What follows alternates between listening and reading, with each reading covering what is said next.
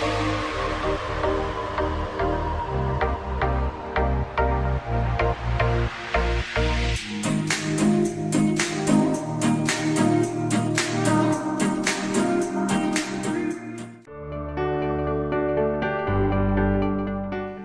брэнд холбооны төлөөлөн удирдах зөвлөлийн дарга Ган Хөлөг, Монгол брэнд холбооны тэргүүн Одхон Мэлзэнээр ПАО Глобал зөвлөх компани үүсгэн байгуулагч бөгөөд гүйцэтгэх захирал Брэндон Хьюгста онлайн орчинд хуралдлаа.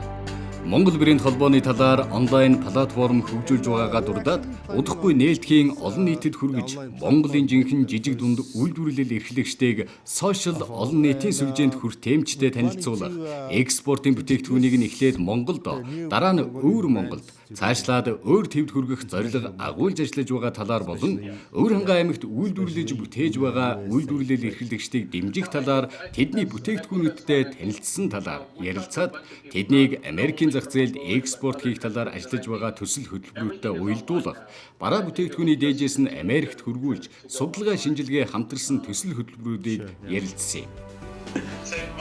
Okay, thank you. Thanks so much. All right, take care. Bye.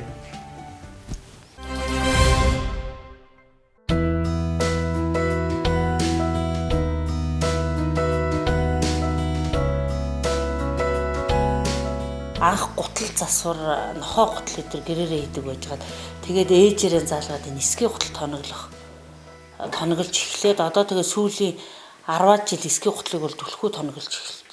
Одоо нарийн цагаан эсгийн гутал, ажлын бор эсгийн гутал, одоо памгар гутлыг уллаж эхэлж байгаа юм. Тэгээ хүүхдийн памгар. Манай давуу тал нь болохоор нөгөө гар аргаар улалдаг. Улаанбаатар хотод болохоор одоо зах дээр битүүр зогсдог өөрөн гэсэн лангуутай. Энэ нь одоо ингээ хөгшир.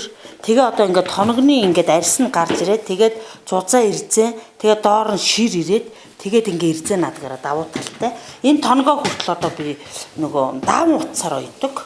Энэ улгаагийн хүртэл одоо гар аргаар бөгөөд айгуус хамгийн сайн чанартай утсаар улалдгаараа давуу талтай. Энэ одоо гоёлын журмаар өмсдөг энэ гутлыг болохоор бүр 3 давхар ширээ улалгаа гараа ингээ бас улалдгаараа давуу талтай манай гутлыг. Эрэлт хэрэгцээ сум тэгээд Улаанбаатар хот ер нь эрэлт хэрэгцээ бол аюул их сайн. Одоо болохоор битээр нөгөө эдний дүүтэй нь 3 хүн ажлын байраар ханддаг. Төсөв мөнгөтэй юу болоод хичнээн чухал ажлын байраар хангасан болно. Надад ажлын байр нь байна. Ажиллах хүчин чадал нь байна. Тэгээ би энэ ажлын байрт халаалт нэгдүгээр тавиулах, тэгээд нөгөө одоо эргэлтэнд орох мөнгөний тим хэрэгцээ байгаа гэсэн үг. Нөгөө төсөл өгж үзсэн 3 сард хэлэлцсэн төсөл нь болохоор 10 сая төгрөг өгсөн байхгүй юу? Манайх аж ахуй нэгж гэдгээрээ. Тэгээ 10 сая төгрөгөөр би энэ байшинтай халаалт хийж чадахгүй. Тийм учраас би 10 сая төгрөг аваагүй.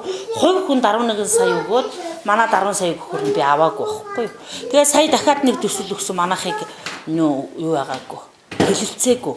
Тэгээд өөр хангаад төсөл өгсөн тэрийг нь болохоор манай сумынхан цаг хугацаанаас нь хожимдуулаа буруу газар авчиад өгсөн гэсэн. Тэгээд сүүл рүү төсөл хөөцөлтгөө байсан. Гадаадд гаргах одоо дотооддоо үйл их хэмжээгээр үйлдвэрлэх болохоор одоо намайг бол дэмжээрэй л гэж хэлмээр байна да. Санхүүгийн асуудал.